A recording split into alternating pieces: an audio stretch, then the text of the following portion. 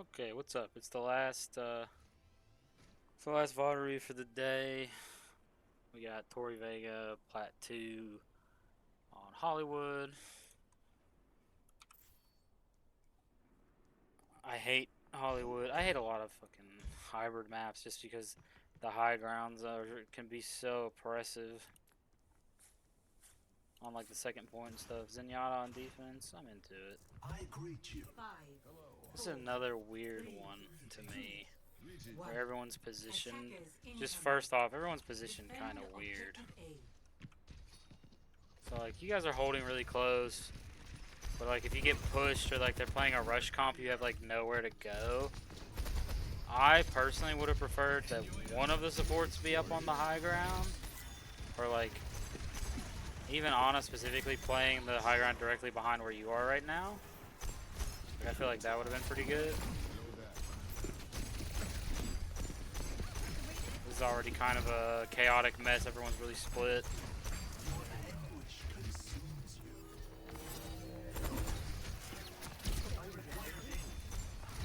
Yeah, do kind of want to get your footing a bit better. Like, because you're playing out in the open of the point, right, you can get pushed by, like, people from tons of different directions, which is what the Tracer's trying to prey on right now. Yeah, without even having to see her on screen, it's like, this is exactly what she's trying to prey on. That is so unfortunate, yeah. So, the best way to prevent things like that is just being in position. This is more for Ana than for you, but it doesn't hurt that you can play in those positions as well.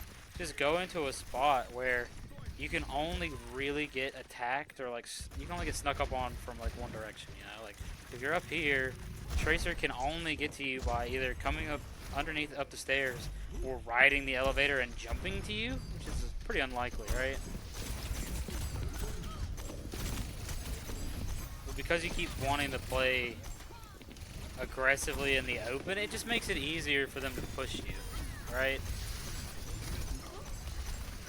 Like right now, it's obviously it's hard to make rotations and stuff to like get to good spots in the middle of a fight, but it's easy to stay in a fight if you're in a good spot, right?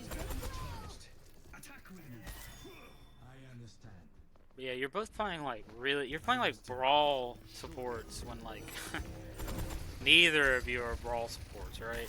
Neither of you have damage fall off. Your projectiles don't arc or anything. Oh, it's so rough. Oh, so rough. Yeah, this is kind of what I meant whenever I was talking about if they have a Lucio, you just get ran down.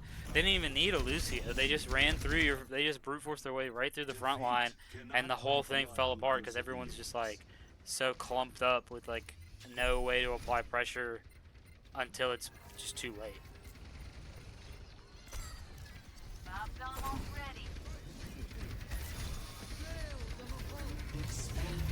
And I don't even mean this in like any kind of rude way, but you play Zen like a DPS who expects a support to pocket them.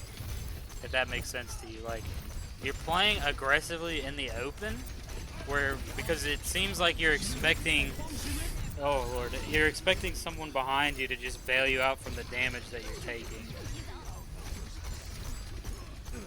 Also, this is something I kind of talked about in another Zenyatta video just a little bit ago. It's more of an advanced technique. I say it's an advanced technique, but it's going to be like the most basic thing you've ever heard in your life.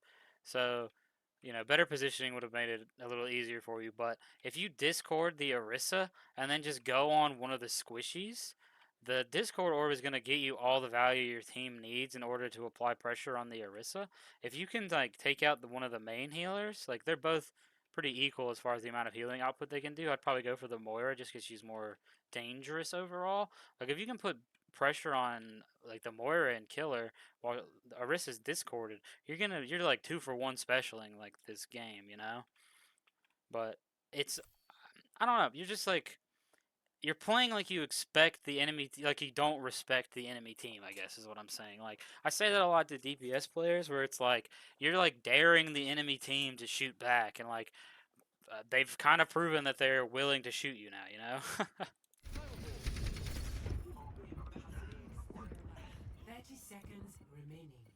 But you did a really good hold, honestly. Like, getting down to 20 seconds is good. Moira, I'm not going to say anything about the fade. We've all been there. It's hard to fix your momentum. I am curious how you play Moira mechanically. Thankfully, he had ult to get out.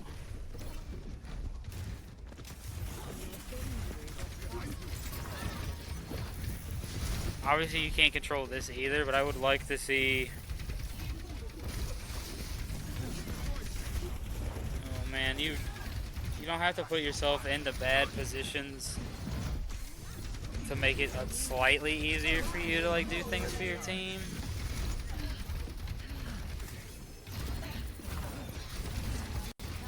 I like the shadow ball in that situation.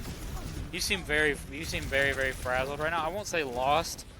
You just seem overwhelmed. And I think that's fair to say. Like, you just keep. I think the reason you're finding it like that is because you're just like, you're alternating between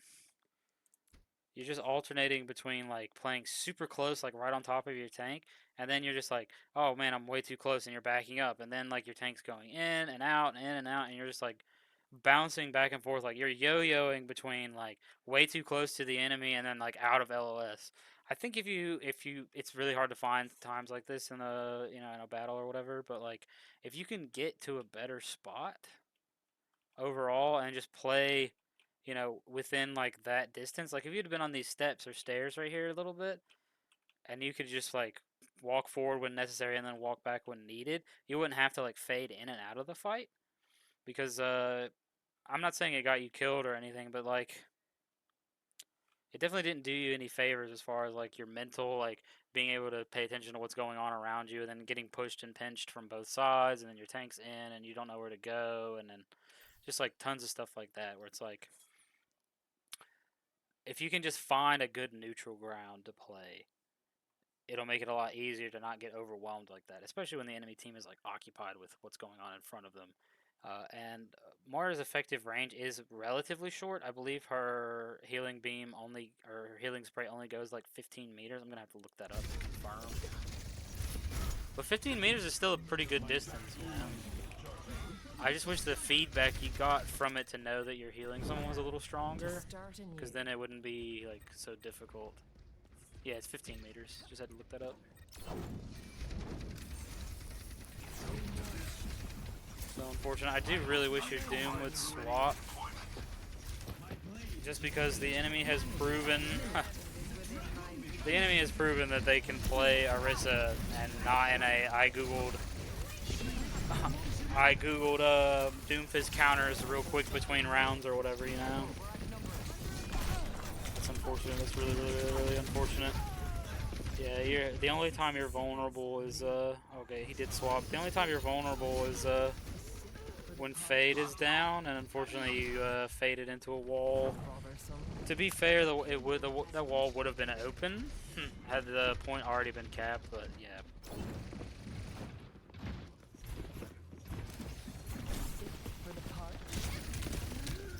Oh man, yeah, that's another thing about. So your Fade, while it's good mobility, if it's going to put you in a spot where your Fade is not going to be up for the walk to danger, you probably just want to hold it, because it's literally like your only escape is Moira. Like right there, you almost died immediately from not having Fade when Tracer meets you.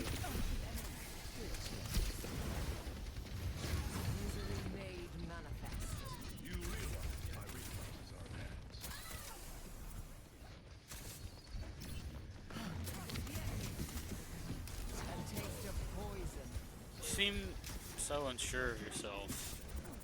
Eyes open now. Be careful with just tapping heal too much. If you notice, it uses a big chunk of resources every time you tap it, as versus just like holding it down,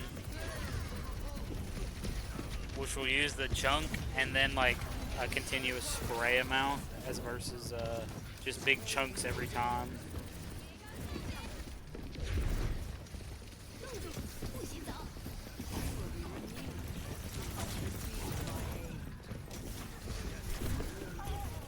unfortunate. Yeah, you just... It's just a lot of playing like yo-yo with the enemy team. You're just not playing at a safe distance when it comes to like where you want to play. It just seems like you're not very comfortable with what your effective range is, I guess.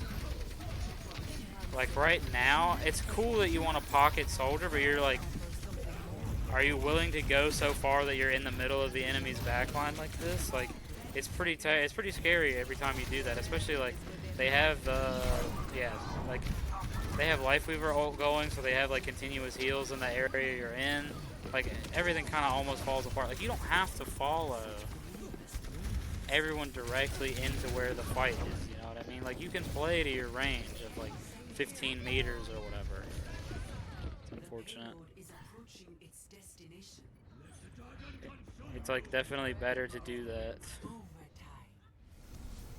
It's just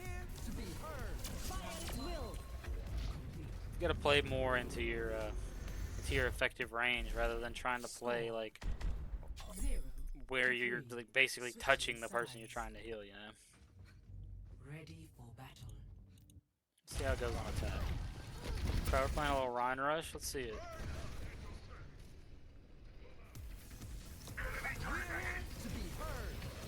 I don't know if I would have amped right there because now you don't have amp. It just doesn't cover enough ground to be worth it. It's a 12-second cooldown. I feel like I would have held it. Like it's gonna come up now. Probably no reason there to amp heals at all. Nobody was really taking any ambient. They were only taking like some ambient damage. Also, really, if you're gonna play Lucio, you kind of want to communicate somehow with your team to let them know that you're about to amp whichever one you're amping, you know. Because the only thing they have to go off of is the song, and like, you know, that's like way too subtle for your average Overwatch player, right?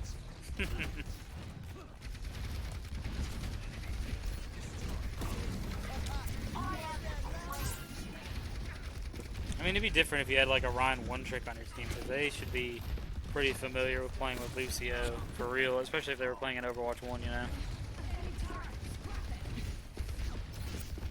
Feels like you're just holding down primary fire.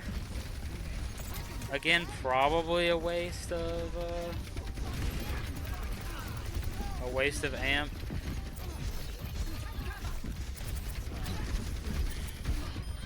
Looks like it's gonna work out. Like the enemy team was so distracted.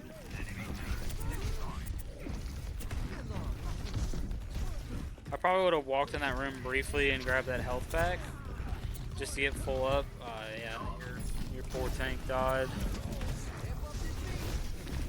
It was unfortunate. It's another one of those situations where you seem like you're in the middle of the enemy team and you don't really understand how you got there or what happened. So with Lucio specifically, like there's a ton of things that like make Lucio strong, and it's like you can't really pull him out like unprepared in a game and expect to perform at the level you're used to playing. Because I mean, I don't think I've seen you wall ride once, right? Like on that point, you could have been wall riding to just like take different angles, make yourself harder to hit, like just moving faster overall. Like it's a net positive speed buff to wall ride. And then like your queen ends up dying over here, and there's like two people here, and then you get pushed by another person, and then suddenly you're just like, you know, completely in the mix and stuff. So I don't know that I would continue playing Lucio until you were more comfortable with like utilizing his entire kit, you know. And you got to be careful with amp, like just because it's such a long cooldown. Oh, so close, man, so close. I feel like if you had switched to speed just a little bit faster, you might have been able to speed people out, but I mean, that's just nitpick. Yeah, same thing. Like, you don't have to just use amp because you have it.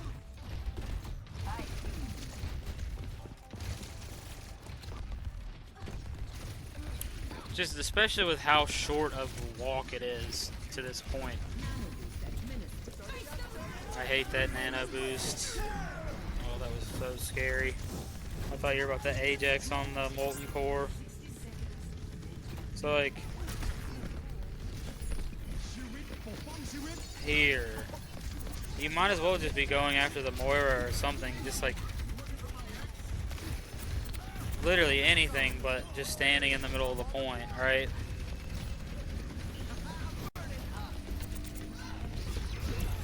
Okay, I mean that's good, right? You got the point. You got stuck. Whatever.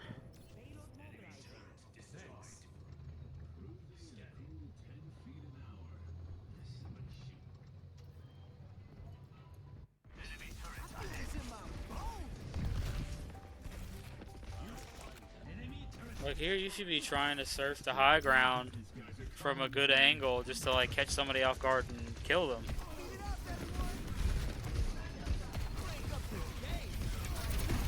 Yeah, it just feels like you're really not very comfortable with Lucio's mechanics. He is very fun though.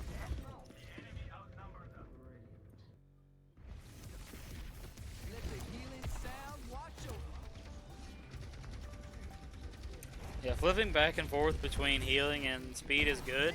For you specifically, if you're wall riding, it really doesn't make like a massive difference.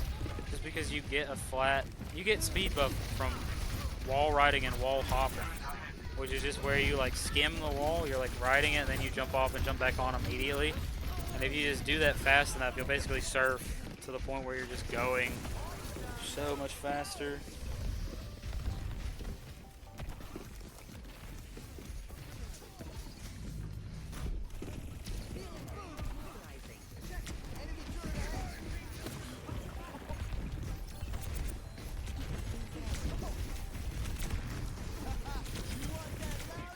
I'm not really going to comment on that too much. I mean, somebody has to break turret, but your projectiles are just as effective from a longer range as they are up close.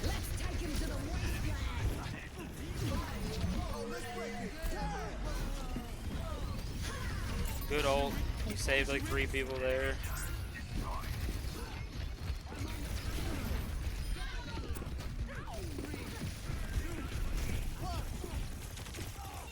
Yeah, Lucio on console seems like a huge pain in the ass. I'm assuming this is console, otherwise your aim is very strange.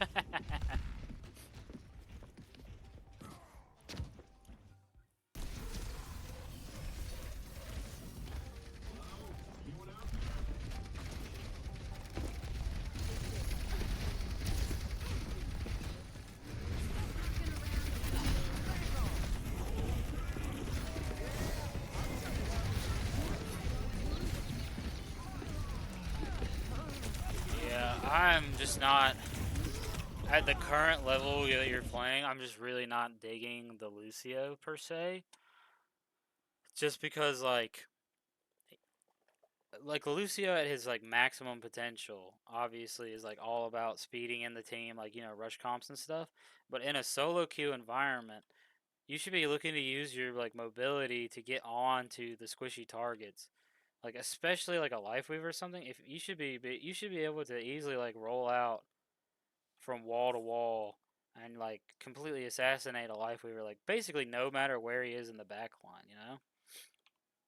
But from what I'm seeing, you're just playing like an aura and like an aura Lucio where you're like constantly around your team in a big circle, just like amping heals whenever it's up and everything, which I mean it is certainly a way to play Lucio, but that's definitely not Lucio to his like full potential.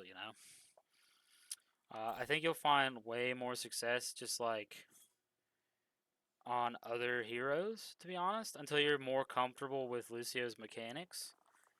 Um, I did like what I saw with the Zen, more or less, but you have to, if you're gonna play like a DPS, you have to understand that you do not have a support that's gonna bail you out. You just have to play like a DPS that knows how to play DPS. Like a DPS that's higher level than what you're currently at.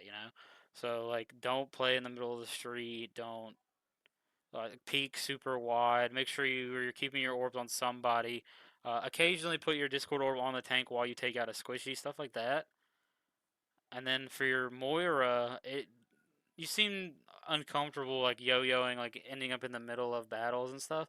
You just kind of have to figure out what your effective range and where a good place to like to fight is. Like where's a good place to post up and stuff. Like Moira is like shorter range when you compare her to other supports, but she's not like melee range. You know, she's not a Brigitte or anything like that. But hopefully this is a bit more informative. But honestly, like based just on your play style, like wanting to play these like brawly rush type supports, I would honestly just recommend Baptiste. Baptiste thrives in the again not melee range, but like the closer range, like the 15-20 meters away from your tank, away from the enemies. Like he's very strong at the ranges you've been liking to play so far. He's also very DPSy, so maybe give that a shot. But try to use what I've told you uh, to the best of your ability to see if you can take something from it and get an improvement from it. If you have any questions though, let me know. If I can provide anything else for you, also let me know. But yeah, thank you.